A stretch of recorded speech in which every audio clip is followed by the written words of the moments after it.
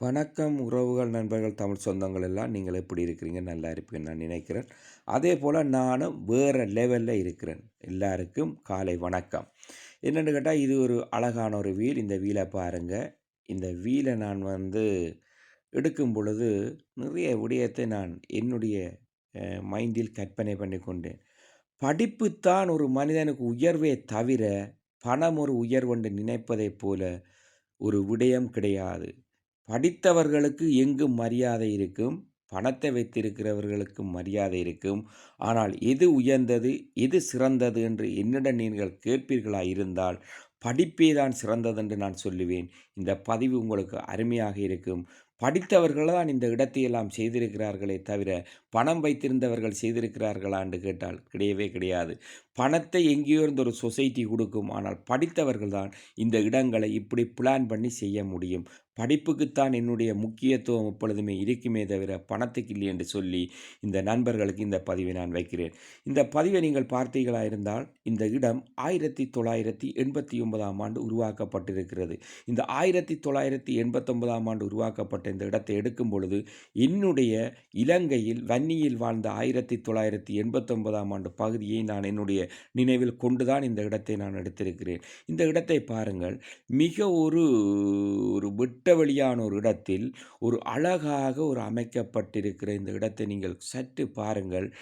இலைகள் எல்லாம் உதிர்ந்து குளிர்காலத்தில் ஒரு வானிலை எப்படி ஒரு நீலமும் வெள்ளையும் சேர்ந்து அழகான ஒரு கடல் மாதிரி காட்சி கொடுக்கிறது. இந்த இடத்தை பாருங்கள். அழகாக பார்க்கிங்கள் அமைக்கப்பட்டு அழகாக இந்த நாட்டுக்காரர்கள் வந்து தங்களுடைய தேவைகளை இந்த செண்ட குமிசல்கள் எடுத்துக்கொண்டு போவதற்குரிய விதத்தில் அழகாக செய்து வைத்திருக்கிறார்கள். நான் எப்பொழுதும் உங்களுக்கு ஒன்றை சொல்லிக் கொள்ளுகிறேன், என்னுடைய அருமையான என் உறவுகளே, நண்பர்களே, தமிழ் சொந்தங்களே.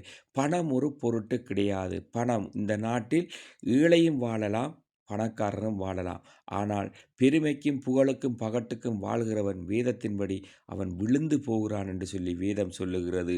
பணம் எங்களுக்கு அவசியம்தான். ஆனாலும் பண்பும் படிப்பும் அறமும் எங்களோடு கூட எப்பொழுதும் இருக்க வேண்டும். என்னுடைய குரல் வள பதிவு இந்த அனைத்து பதிவுகளிலும் வந்து கொண்டிருக்கிறதுக்கு காரணம் என்னென்று கேட்டால், நான் ஒரு பெரிய காரியத்தை இந்த வன்னி மலத்துகளை யூடியூப்பினால் செய்ய வேண்டும் என்று சொல்லி முடிவெடுத்திருக்கிறேன். நிச்சயமாக என்னுடைய காலத்தில் நான் அதை செய்து முடிப்பேன்.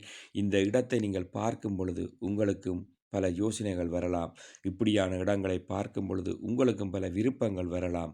அதனால் நான் என்ன சொல்லுகிறேன் என்று சொன்னால், ஏமாத்துகள், சுத்துமாத்துகள், களவுகள் இல்லாமல் உண்மையும் உத்தமமாய் நீங்கள் நடக்கும் பொழுது தேவன் உங்களை இன்னும் பெரிய இடத்தில் வைத்திருப்பார். இந்த பதிவை நான் வைக்கும் பொழுது, இந்த இடத்தை உங்களுக்கு பார்க்கும் பொழுதும், இந்த இடத்தில் என்ன அழகாக இருக்குது என்று பார்க்கும் பொழுதும், தேவனுடைய வசனங்களும் உலகத்து காரியங்களை குறித்து நான் சொல்லும் பொழுது உங்களுக்கு அது நலமாயிருக்கும்.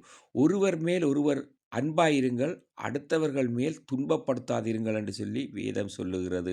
ஆனால் உலகத்தில் நாங்கள் அன்பாயிருக்கிறோமோ? கிடையவே கிடையாது. ஒருவரிடம் ஒரு உதவியை பெற்றுவிட்டால் அடுத்த நிமிஷம் அவரை மறந்துவிட்டு அவரையே போய் உதாசனப்படுத்தி அவரை ஒரு தேவையற்ற விடயத்துக்கு கடந்து செல்வது தான் எங்களுடைய பண்பாயிருக்கிறது. இந்த பண்பில் இருந்து விடுதலை கிடைக்க வேண்டும் ஒவ்வொருவருக்கும் என்று சொல்லி நான் தேவனுக்கு ஜெபம் பண்ணுகிறேன். இந்த இடத்தை பாருங்கள். உங்களுடைய வீடு தேடி வரும். உங்களுடைய டெலிவிஷன்களில் பார்க்கும் பொழுது உங்களிடம் நான் ஒன்றும் கேட்கவில்லை. சப்ஸ்கிரைப் பண்ணி பெல் பட்டனை அமர்த்துங்கள். இன்னும் ஒரு 3 சந்திப்பேன்.